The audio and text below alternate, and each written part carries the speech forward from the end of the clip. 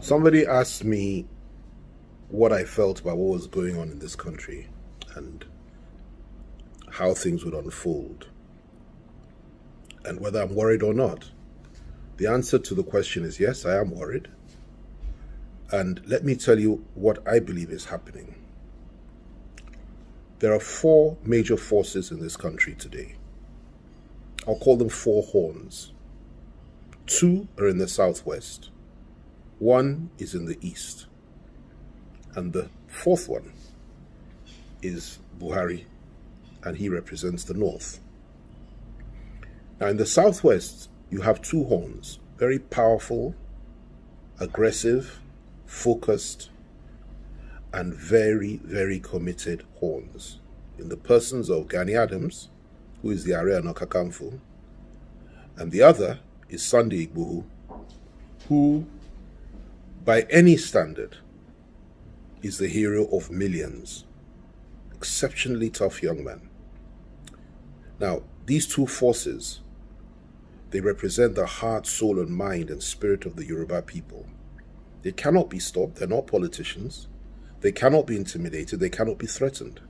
They're extremely focused, and both of them, if sufficiently provoked, the kind of mass following they have, their readiness to die for their cause, they're extremely dangerous. Thankfully, they're good men, and men that simply want a fair deal in a wider Nigeria for our people. Also men that are committed to the cause of Oduduwa Republic once it is clear that there can be no fair deal in a wider Nigeria. They're totally committed to that. In fact, they're simply waiting for the integrationists to offer a better deal. Outside of that, they're leaving. And when they decide to go, it would take a war to stop them. And they have the hearts of the people. In the east, you have Nnamdi Kanu. I know him, exceptionally tough, very courageous, and he has a massive following. Absolutely massive. I call him the third horn. I call him the Tiger of the East. Exceptionally tough man and inspirational. And if there is to be an election in the East or in Biafra tomorrow, he would win hands down. He has the hearts, minds, and souls of the people, and he's fighting for his people. Then you go up north, and you go, before I get to the president, you go to the Middle Belt. There's a man who's a good friend of mine. He was at Oxford. Brilliant man, Obadiah Malafia.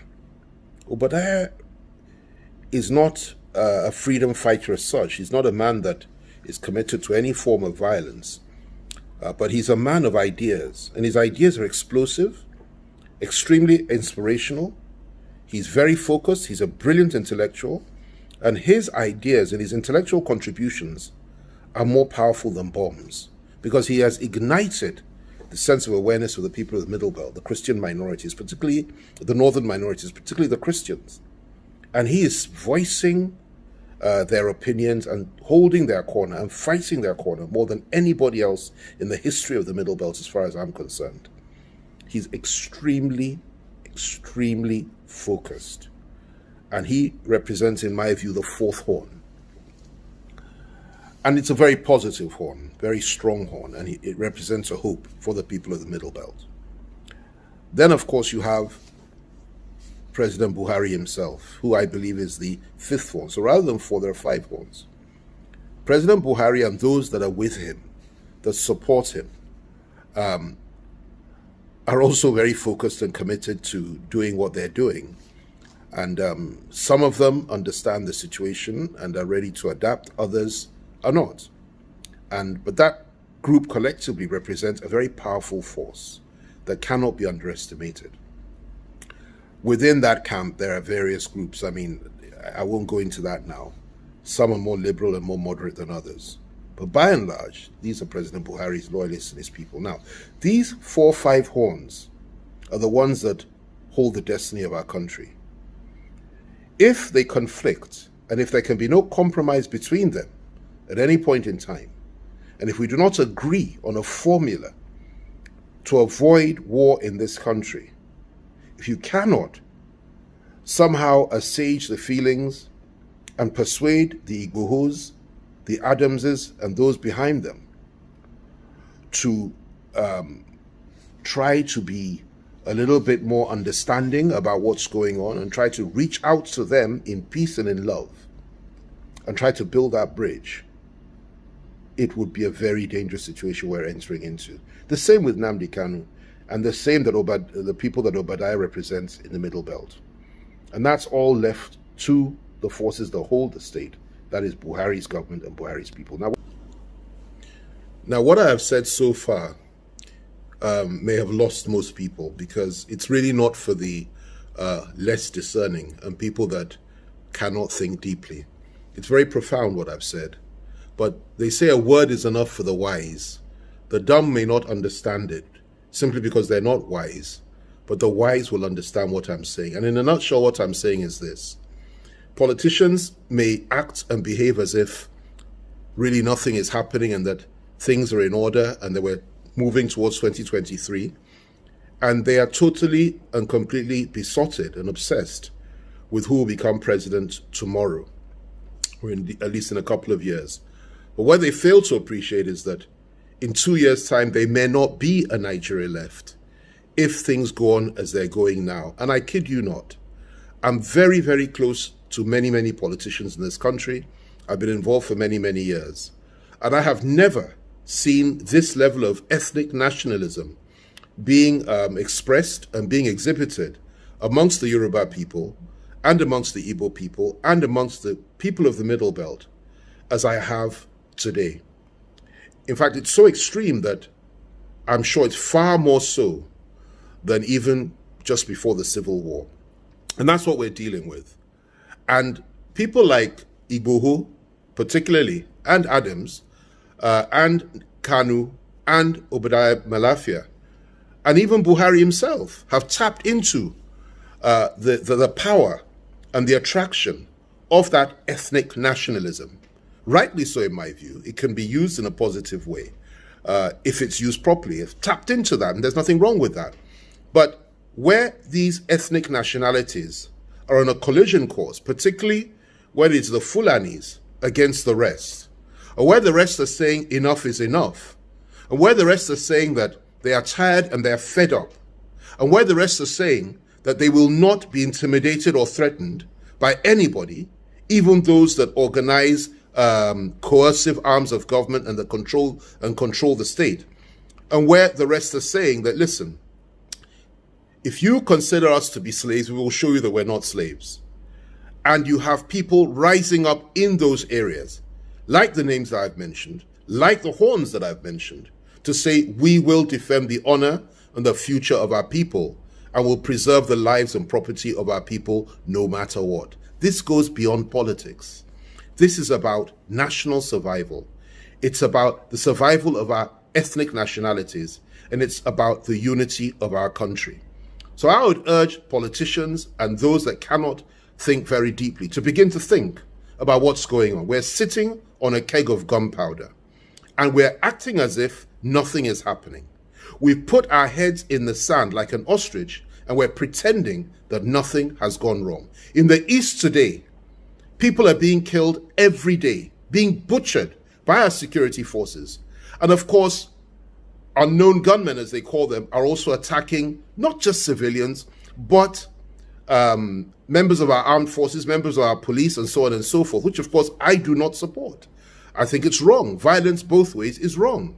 And two wrongs do not make a right. So what's going on there is unbelievable. In some cases, in some parts, policemen cannot even wear their uniforms now because they're scared of being attacked. And this is very sad. Same in the South.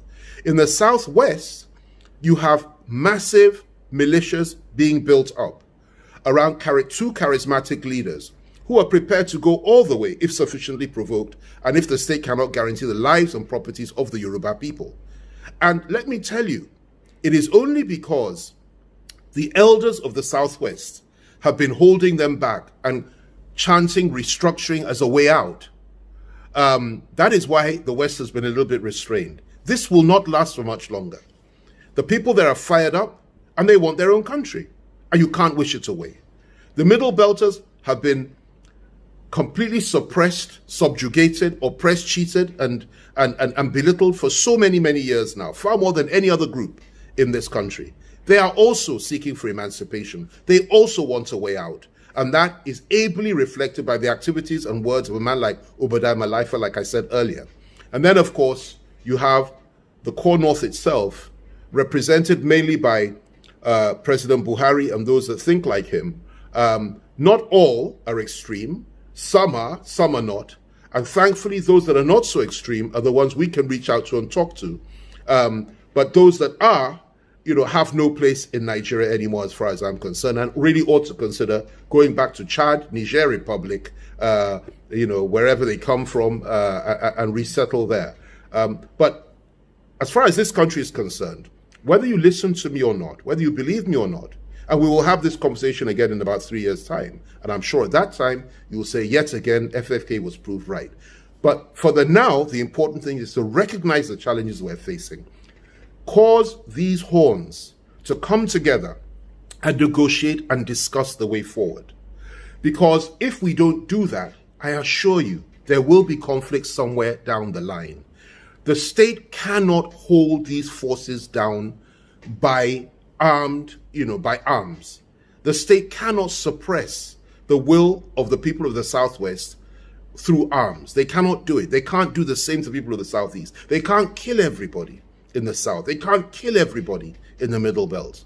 And they cannot kill everybody amongst those in the core North that also want to change. What we need to do is to establish the fact that it is important for us to sit down and talk as nationalists and see if there's a way out of this and negotiate this thing to a point that everybody is comfortable, whether through restructuring or whatever it is. What we mustn't do is continue to act as if we don't need to talk to each other and act as if nothing will change, nothing will happen, doesn't matter how many people are killed, that the state can hold the line. The state cannot hold the line in a conflict like this. It's only a question of time.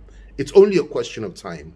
And the most important thing to recognize also is this: there are men of goodwill on all sides. We may disagree on Oduduwa, Biafra, Nigeria, or even an amalgamation of the 4 zones, the Middle Belt, the South-South, the Southeast, and Southwest coming together to form one country, and the core North going its separate way. Or we may have 5 or 6 separate countries at the end of it all.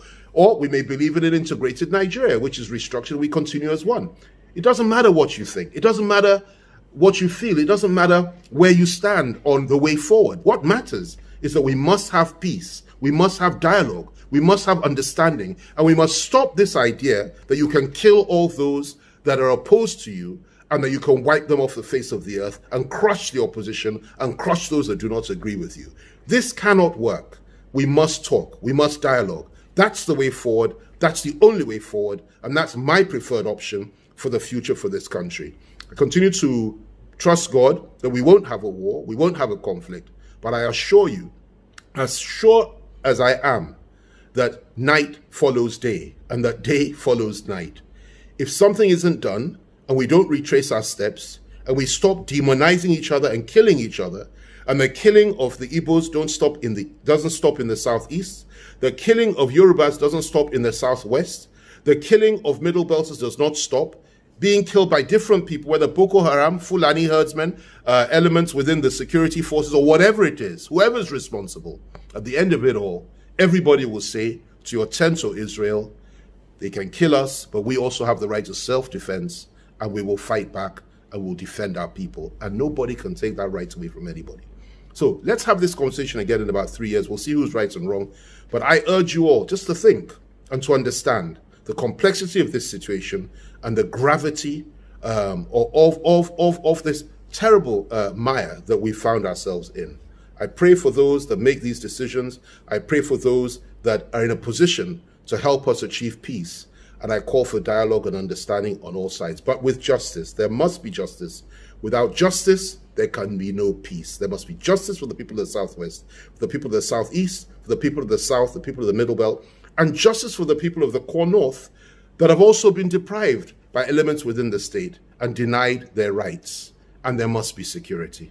That is the way forward. Talk to Adams, talk to Igboho, talk to Nnamdi Kanu, talk to Obadiah Malafia, talk to everybody. And those on the other side also need to be able to talk to elements within the Buhari government for us to now agree that we go our separate ways peacefully or we stay together in a restructured Nigeria. I end with this. What we must not do is continue as if we don't have a problem, because if we continue that way, believe me, 2023 will be an illusion. And even if we get there as one country, I really would pity whoever it is that would take over from President Buhari. We have some good candidates. Those that know me know who I believe is the right person. I have identified who I think ought to be the president of this country. But the question for me today is that, will there be a Nigeria in 2023? I pray so. I hope so. But at the same time, I will never deny the right of my people in the Southwest for self-determination if that is what they want to do. And I would not expect anybody to deny others the right to have the same principle of self-determination exercised in their zone. That is the way of life. That is what you call freedom and liberty, and that is what we demand. May God bless you all, and thanks for listening to me. Bye for now.